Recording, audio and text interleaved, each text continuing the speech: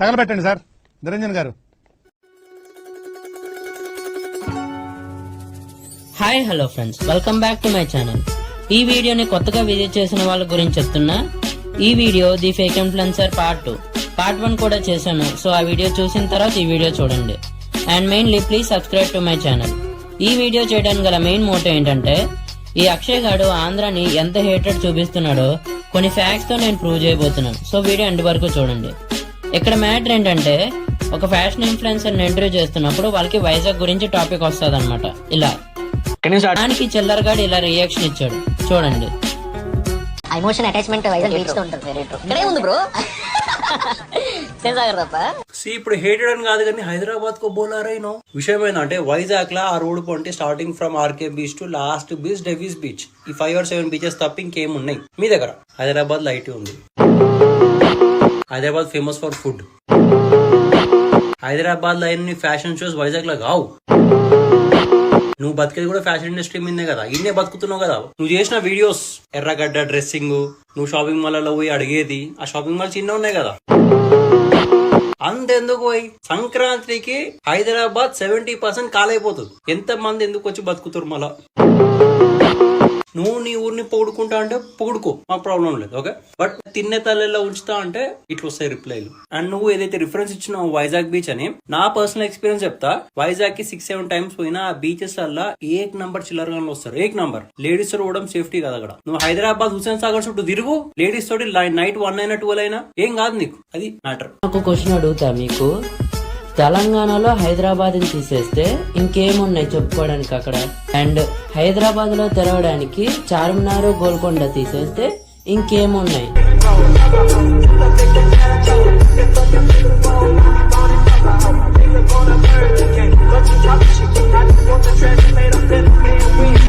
నా point of view share చేస్తా. నువ్వు చేసే videos about hated of Christian conversions గురించి, ఇది ఇండియాలో చాలా స్టేట్స్ లో జరుగుతుంది. ఎస్పెషల్లీ ఆంధ్రాని పాయింట్అవుట్ చేయడం అనేది కరెక్ట్ కాదు. ఎందుకంటే ఆంధ్రాలో క్రిస్టియన్ కన్వర్షన్స్ కన్నా క్రిస్టియన్ కన్వర్షన్స్ కాకుండా ఉన్న హిందూసే చాలా మంది ఉంటారు. సో నువ్వు అందరినీ కలిపి హేట్రెడ్ చూపించడం అనేది కరెక్ట్ కాదు. ముఖ్యంగా నువ్వు చేసే కంటెంట్ లో చాలా ఇమ్మెచ్యూర్డ్ గా మాట్లాడుతావు, చాలా ఇల్లాజికల్ గా మాట్లాడుతావు.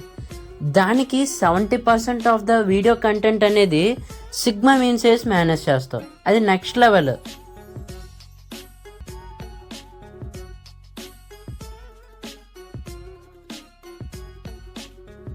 అరౌండ్ 30 years నుంచి మన ప్రతి politician Hyderabad IT sector development మీదే ఫోకస్ చేశారు. లైక్ చంద్రబాబు నాయుడు గారు విజన్ 2020 అని చెప్పి సాఫ్ట్వేర్ కంపెనీస్ అట్రాక్ట్ చేయించారు. కేటీఆర్ గారు ఐటీ హబ్, వీ హబ్ ఇలాంటి ఇన్స్టిట్యూషన్స్ పెట్టి ఇంకా డెవలప్ చేశారు. అందువల్లే ఐటీ సెక్టర్ హైదరాబాద్ లో ఆ రేంజ్ లో డెవలప్మెంట్ అనేది జరిగింది. అండ్ వైజాగ్ లో డెవలప్మెంట్ అవ్వకపోవడానికి గల మెయిన్ రీజన్ మన state division.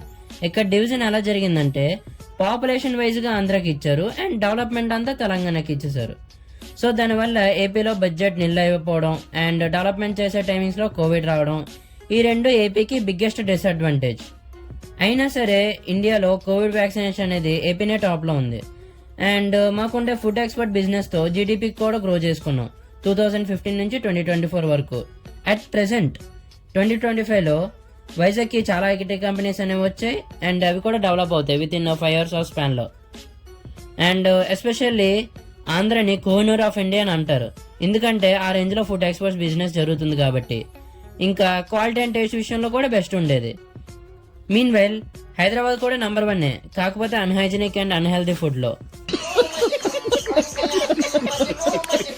And next, Hyderabad లో ఫ్యాషన్ ఇండస్ట్రీస్ డెవలప్ అవడానికి మెయిన్ గా 2 reasons ఉన్నాయి. ఫస్ట్ వన్, మన స్టేట్ రీఆర్గనైజేషన్ తర్వాత మా ఆంధ్ర సైడ్ ఉండే ఎంటర్ప్రీనర్స్ హైదరాబాద్కి వెళ్ళి బిజినెస్ చేసేవారు అనమాట. లైక్ ఫుడ్ రెస్టారెంట్స్ పెట్టడం అండ్ ఫ్యాషన్ మాల్స్ పెట్టడం. సో ఇలా చేశారు కాబట్టి ఫ్యాషన్ ఇండస్ట్రీస్ అనేది కొంత పార్ట్ వరకు డెవలప్ అయింది. అండ్ సెకండ్ వన్, మన మూవీ యాక్టర్స్ కి గవర్నమెంట్ ల్యాండ్ ఇచ్చింది కాబట్టి వాళ్ళు అక్కడ సెటిల్ అయిపోయారు.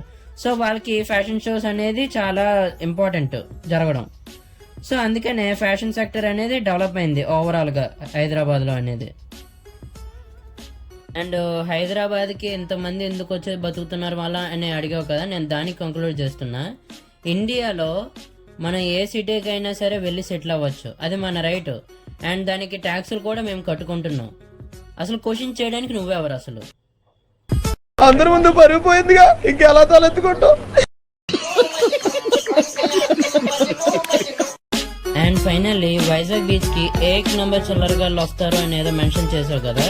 ఇప్పుడు నేను ఒక వీడియో ప్లే చేస్తా, ఎవరు చిల్లరగాళ్ళు నువ్వే డిసైడ్ అయిపో. స్మార్ట్ స్టైల్ చంద్రుడు, బొట్టాలకు మాడలు, సంగానైన మిత్రుడు, మోడలింగ్ టాపర్, స్టైలిస్ట్ సూర్యుడు, latest model, biggest బ్లాస్టరు. And women safety గురించి నా పర్సనల్ ఎక్స్పీరియన్స్ షేర్ చేస్తా. అండ్ నైట్ టైమ్స్ బీచ్కి వెళ్ళడం నేను ఒక 30 to 40 టైమ్స్ వెళ్ళుంటాను రిషికొండ బీచ్కి. అలాగా నేను వెళ్ళినప్పుడల్లా చాలా మంది ఫ్యామిలీస్ విజిట్ చేస్తారు, ఫ్రెండ్స్ కూడా విజిట్ చేస్తారు. ఐ మీన్ ముఖ్యంగా లేడీస్ కూడా అక్కడ ఉంటారు. నైట్ 12 అయినా 1 అయినా వాళ్ళకి ఎటువంటి ఏ రోజు హాని జరగలే. అండ్ అక్కడ పోలీసులు కూడా తిరుగుతూ ఉంటారు కాబట్టి 200% సేఫ్టీ ఉంటుంది వాళ్ళకి.